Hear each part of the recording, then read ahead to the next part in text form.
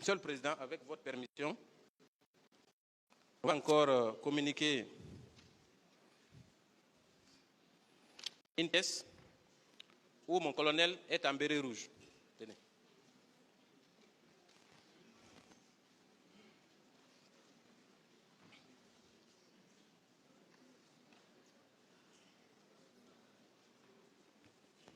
Vérifiez bien avant d'envoyer. Monsieur le Président, une minute, s'il vous plaît. Vas-y. On va vous communiquer la photo.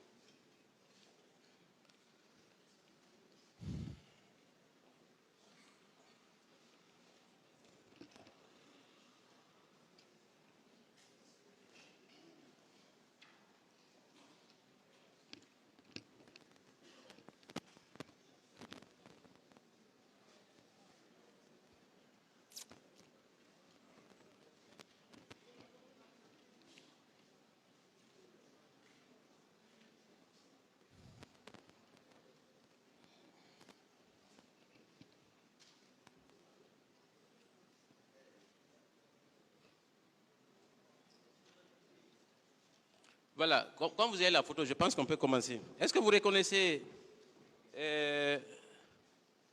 cette personne qui se trouve sur la photo? Est-ce que c'est la même personne? Non. Est-ce que vous savez qu'il y a une technique de reconnaissance faciale qui existe? Vous le savez? Je ne sais pas. Je vous l'apprends. Et si nous examinons de près cette photo, oui. Vous m'excuserez peut-être de prononcer certains mots. Oui. Il n'y a que le nez, oui. Votre nez, oui. Et celui qui se trouve sur la photo sont identiques, ainsi que les yeux. Cela prouve que c'est vous sur cette photo. Et vous arborez un béret rouge. Est-ce qu'aujourd'hui vous pouvez nier que vos services portaient des bérets rouges? Monsieur le Président, moi je suis un technicien en état d'éducation criminelle. Très bien, très bien. Cette photo, je mettrai mes avocats à contribution. Pour que, si réellement c'est un militaire, que l'intéressé vienne ici pour confirmer. Mon colonel. Effectivement que c'est lui, c'est pas Blaise. Vous voyez, c'est pas moi. Vous étiez plus jeune ici. C'est vous.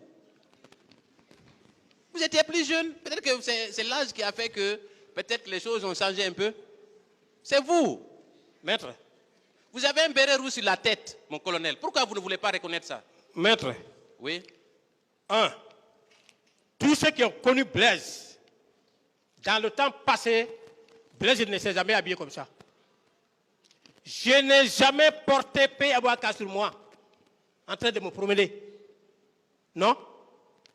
Non? Je n'ai jamais porté. Cette photo que vous voyez, c'est quelqu'un qui a l'air d'être parmi ceux-là qui étaient à la garde présidentielle. C'est comme ça qu'il s'habille. Je n'ai jamais porté P.A.B.A.K. sur Blaise, même quand j'étais sergent. Je ne portais jamais. Mon colonel. On m'a expliqué. Attendez. On m'a expliqué. Le salon est là.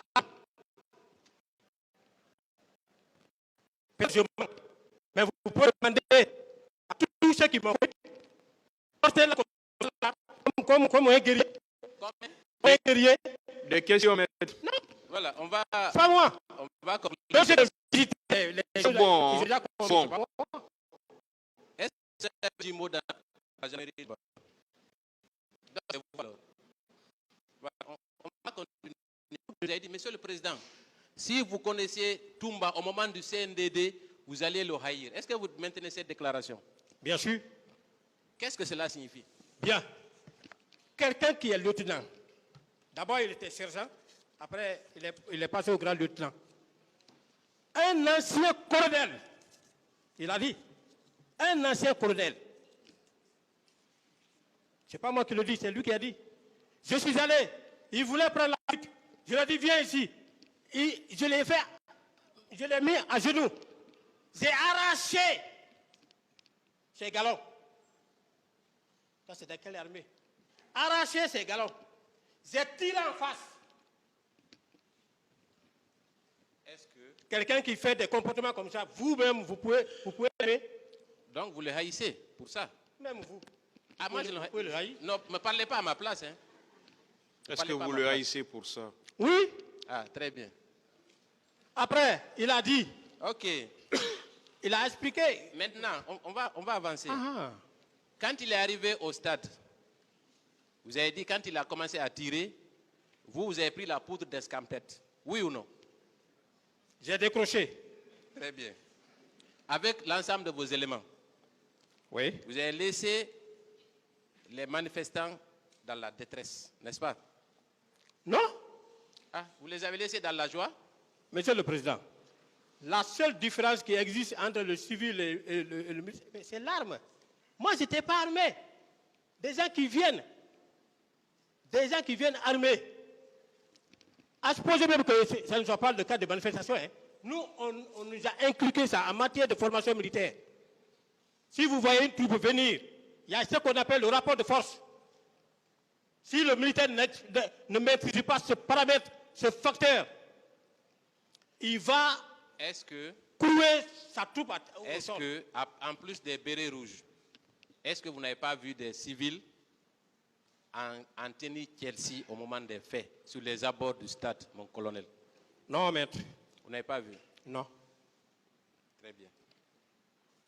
Vous avez dit ici encore, je me souviens encore, après avoir visionné votre vidéo, que pendant la manifestation, il y a les dispositifs qui sont mis en place, mais il y a aussi des infiltrés dans la manifestation. Est-ce que vous maintenez cette déclaration?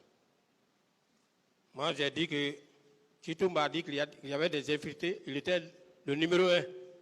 Parce que là-bas, c'était. Je ne parle pas de Toumba. Moi, je parle de vos déclarations tenues librement à cette barre. Je n'ai pas dit qu'il y avait des infiltrés. Vous savez qu'on peut, à travers YouTube, révisionner et vous confondre avec ça. Vous l'avez dit ici, que pendant les manifestations, vous avez toujours des agents qui sont infiltrés au sein des manifestants pour prendre des informations. Vous l'avez dit, oui ou non? Vous n'avez pas compris. Si vous n'avez pas compris, demandez-moi, je vais vous donner des explications par rapport. Vous l'avez dit, oui ou non? Qu'est-ce que vous avez dit alors? Merci. Je dis en cas de manifestation, il y a plusieurs acteurs. Il y a les services de maintien de l'ordre. Vous comprenez? Il y a le service de maintien de l'ordre. Il y a les services qui accompagnent, qui évoluent en arrière-plan pour éviter tout débordement de la part de ceux-là qui ne sont pas intéressés par la manifestation. Vous comprenez? Oui.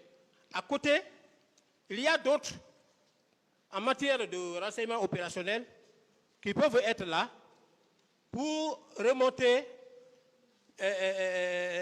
au chef certaines informations de nature à permettre au chef de prendre les mesures idoines afin de faire cesser les manifestations. Vous savez, tout ça c'est académique. Tout ça c'est académique. mais c'est Est-ce comme ça. qu'au sein de la manifestation, on va aller plus simplement. On comprend votre bagage intellectuel. Mais moi, ma question, elle est simple. Ouais. Est-ce qu'au cours d'une manifestation, vous avez des agents en civil qui infiltrent la foule? Oui ou non? Mon service, non. Maintenant, de façon classique, il y en a? Bon, je ne sais pas ce qui emploie c'est les chefs qui peuvent décider ainsi. Vous l'avez dit ici, mon colonel, mais on va passer. On va passer. Très bien. Trop de contradictions Non. et de dénégations. Très bien. Maintenant, quand Toumba est venu, vous avez dit que, en infériorité numérique, vous avez préféré sauver votre vie et laisser les citoyens en détresse. Ça, c'est connu de tous. Après, on vous a posé la question, qu'avez-vous fait après? Vous avez dit que vous n'avez rien fait. Que le fait qu'il y avait un chef était suffisant pour ne rien faire, n'est-ce pas? C'est pas ce que vous avez dit? Mais après là-bas, j'ai rendu compte de ce que j'ai vu. Est-ce qu'en tant qu'OPJ, je sais que vous avez parlé tout de suite du procureur, est-ce que vous avez porté au procureur les informations que vous aviez au moment des faits?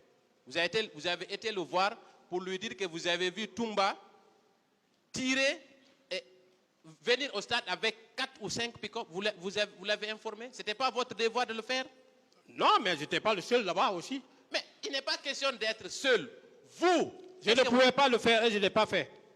Qu'est-ce qui vous empêchait de le faire? Je ne pouvais pas le faire. Qu'est-ce qui vous empêchait? Mais lui-même, en flagrant Le délit, sens du devoir. en flagrant délit, il a posé quel acte? Le sens du devoir. Est-ce que vous l'avez informé? Les OPJ qui étaient là-bas, ils ont posé quel acte? Décidément, c'est difficile. Ah, voilà. D'accord. Quand il y a eu la commission nationale d'enquête, quand elle a été créée, il a été demandé à toutes les personnes qui avaient des informations précises sur les auteurs et commanditaires de ces actes de se présenter à la commission. Est-ce que vous êtes allé à la commission, mon colonel? S'il y a eu un communiqué qui est passé pour dire des choses comme ça, moi je n'ai pas entendu. Vous n'avez pas appris la création de la commission nationale d'enquête? Ah, le problème n'était plus à mon niveau. Moi, Est-ce que vous avez appris la création de cette commission? Quand l'acte s'est passé, j'ai entendu à la radio, le président disait que dans les jours à venir, je vais faire venir une commission internationale d'enquête. Mais elle est venue quand? Elle a quitté quand? Moi, c'est... Mon colonel, Oui, maître. étant à la présidence, au moment des faits, Oui. une commission est créée pour faire la lumière sur les tueries du stade. Vous affirmez ici que vous n'étiez pas au courant? Mais je n'étais pas au courant. Vous n'étiez pas au courant? Non, je n'étais pas au Très courant. bien. On va poursuivre. Voilà. Très bien. Là également, zone d'ombre. On continue. Est-ce que vous avez appris que le procureur général a ouvert une enquête pour justement faire la lumière en 2010, en février 2010, pour faire la lumière sur ces faits? Est-ce que vous avez appris ça aussi? Étant entendu qu'à l'époque, vous étiez déjà procureur, oui ou non? Non. Vous occupiez quel poste à l'époque, en 2010? 2010. En février 2010. 2010. En 2010, moi, je n'avais aucun poste. Vous étiez en service où? Vous n'étiez pas au PJ à l'époque? Non. Formation, hein? 2010. Ouais, hein. Mais vous avez appris l'ouverture d'une enquête. Après, je suis Vous allé avez ailleurs. prêté serment en tant que procureur militaire en quelle année? Je pense que c'était en 2015. 2015. 2015. C'est récent. Oui, mais votre interrogatoire aussi est récent. Hein? Votre interrogatoire devant le juge d'instruction aussi, Oui. c'était à la même année. Oui. Donc, vous étiez au courant. Non. Moi, je n'étais pas au courant. Vous n'étiez pas au courant qu'il y avait une enquête autour de cette affaire? Je vous dis, je n'étais pas au courant dans la mesure où personne ne m'a appelé pour aller donner ma version des faits à cette commission. En 2014, mon colonel, vous Ouais. occupiez quel poste de responsabilité? 2014, je pense que 2014, là, j'étais maintenant désigné pour la formation des magistrats militaires. Voilà. Donc, vous étiez ici, à Conakry ici, Oui, c'était là. n'est-ce pas? Oui. Donc, vous auriez pu apporter votre témoignage pour indiquer, selon vous, que c'est Toumba qui était l'un des responsables de ces massacres. Oui, On ne se lève pas comme ça là pour aller donner un renseignement tant qu'on n'est pas invité. Ah bon? Oui. Un OPJ qui dit ça? Un OPJ qui est informé de la commission d'une Ce n'est pas infraction? tous les OPJ de Conakry qui sont allés donner leur version des faits. Moi, je ne parle pas de tous les OPJ de Conakry. Je parle de vous en particulier. Moi, je n'ai jamais été invité à aller déposer. Très bien. Monsieur le Président, je vais terminer.